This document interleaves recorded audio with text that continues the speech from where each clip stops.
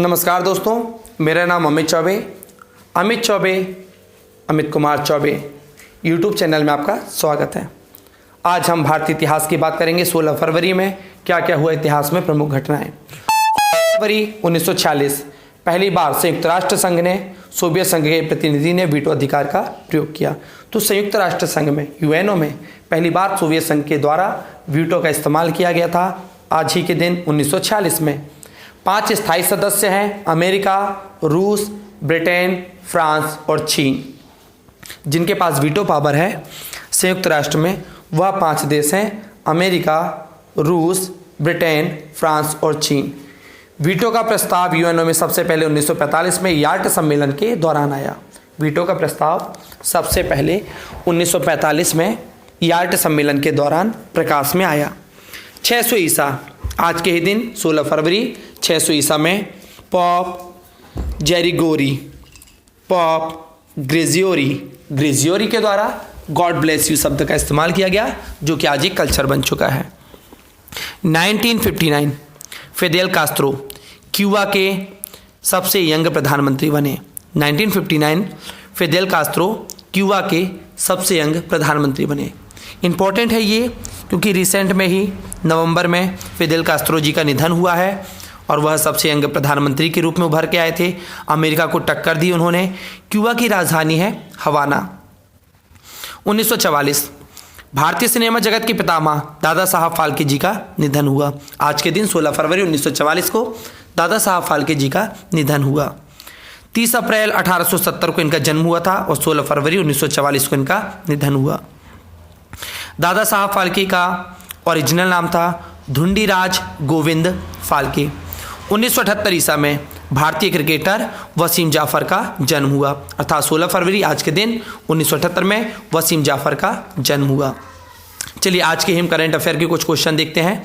खेलों का Oscar award कहे जाने वाले लॉरियस 2017 का स्पोर्ट्समैन ऑफ द ईयर, अर्थात खेलों का जो ऑस्कर पुरस्कार होता है उसे लॉरियस पुरस्कार कहा जाता है और ये पुरस्कार मिला है उसैन बोल्ट को। 2017 का sportsman of the year Usain bolt को घोषित किया गया है और ये चौथी बार इन्हें ये पुरस्कार चौथी बार मिला है, जो कि एक विश्व रिकॉर्ड बन चुका है। और उसैन बोल्ट रहने वाले हैं जमैका के और ये सारे एथलीट्स के किंग हैं।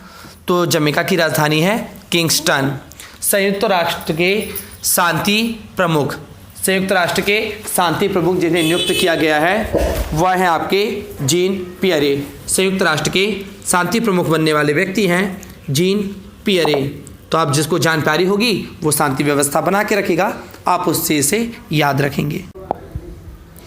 संयुक्त सेना अभ्यास कोबरा गोल्ड 2017 अमेरिका तथा थाईलैंड की सेना के बीच का वार्षिक सेना अभ्यास है, जो कि रिसेंट में संपन्न हुआ है और ये 36वें नंबर का सेना अभ्यास था, जो कि अमेरिका व थाईलैंड की सेना के बीच में हुआ था।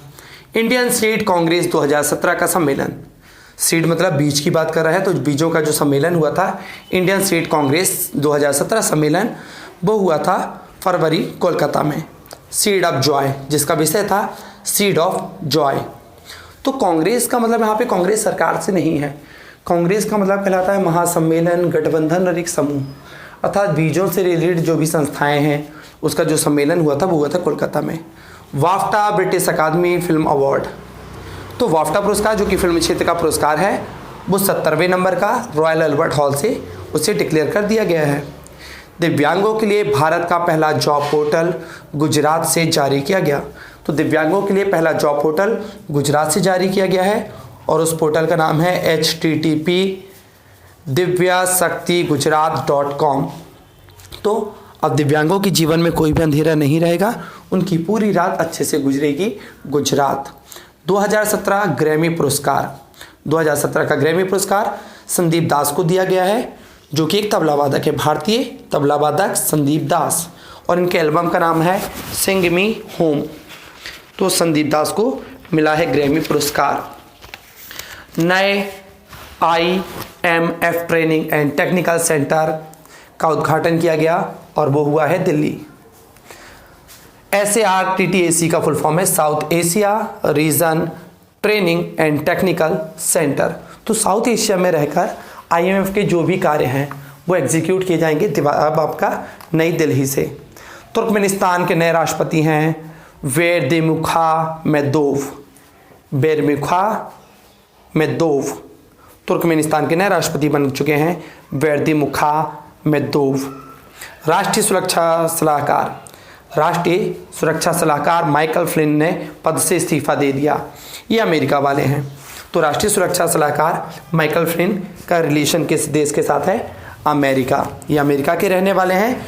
और ट्रंप साहब को पता चला क्या था कि माइकल फ्लिन का कुछ रशिया के साथ भी कांटेक्ट है, इस कारण से इसी डर से माइकल फ्लिन ने अपने पद से इस्तीफा दिया।